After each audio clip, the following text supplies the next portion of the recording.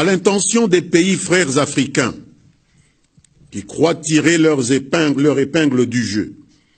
en participant d'une façon ou d'une autre à des projets de déstabilisation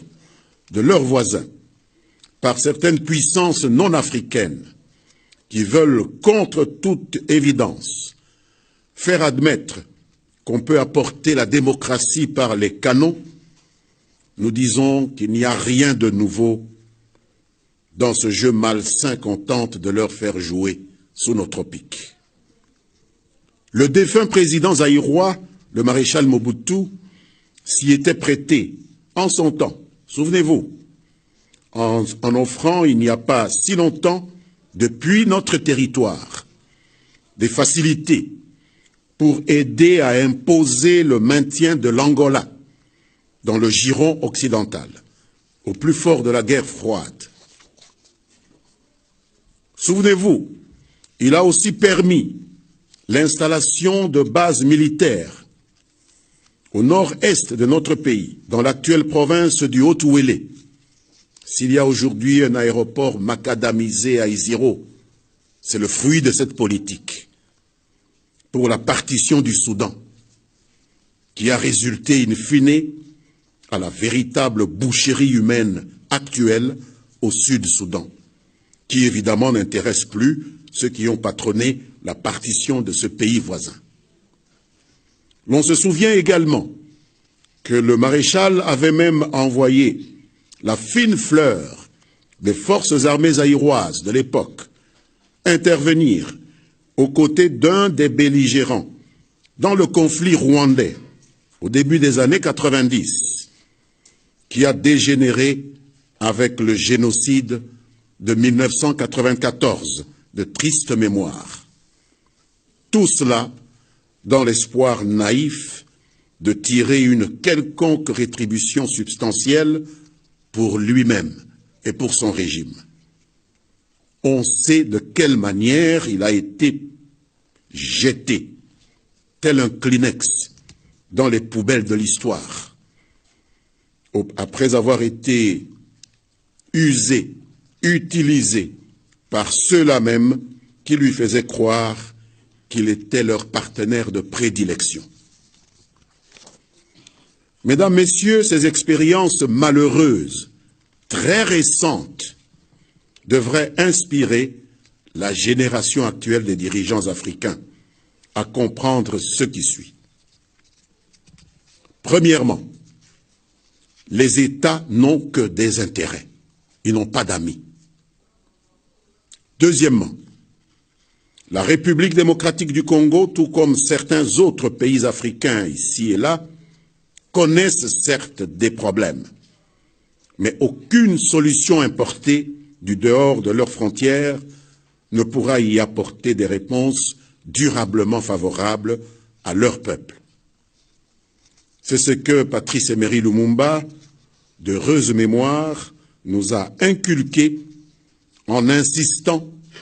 pour que l'histoire de l'Afrique soit écrite en Afrique, que l'histoire du Congo soit écrite au Congo,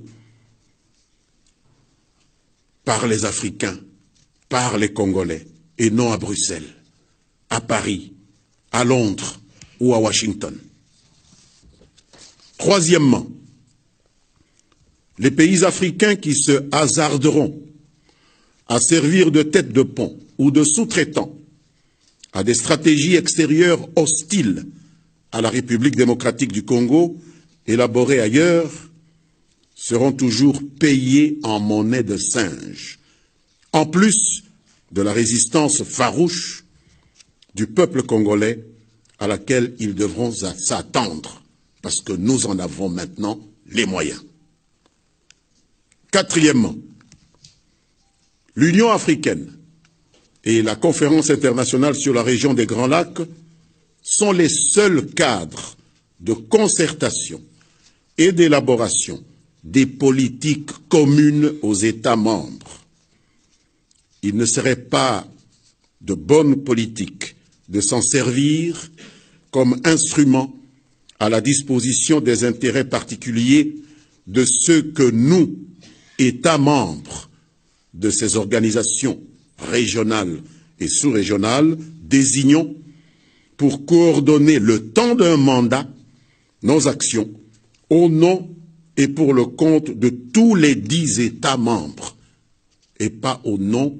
et pour le compte de leur propre régime. Plaise au ciel que la position sur la situation en République démocratique du Congo dont a parlé le président français soit celle définie par ces organisations régionales et sous-régionales en plein accord avec la République démocratique du Congo elle-même, qui de ce fait ne pourra que la soutenir, et non pas celle particulière aux 2 États membres cités par M. le Président Macron dans sa déclaration. Si tel n'est pas le cas, le peuple congolais s'assumera, comme par le passé, car la sagesse africaine nous apprend, je vous le répète, je vous l'avais dit ici une fois, que si l'on voit un lion débordé de gentillesse à l'approche d'un troupeau de brebis, il faut s'en méfier,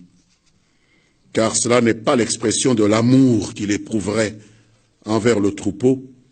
mais plutôt celle d'un appétit vorace, dissimulé derrière un simulacre de compassion qui cache mal sa réputation de prédateur. Et lorsqu'un prédateur se met à jouer au vigile ou au protecteur dans la proximité de la bergerie, il revient au berger de redoubler de vigilance. Les Congolais ont donc tout intérêt d'aiguiser davantage le sens de leur patriotisme pour ne pas retomber dans ce piège de l'allégorie du lion. Ici, le piège de ceux qui, depuis certaines capitales occidentales, font semblant de jouer au médecin perpétuel au chevet de leur patient éternel, la République démocratique du Congo. Voilà la communication que j'avais à vous faire au nom du gouvernement de la République démocratique du Congo. Je vous remercie.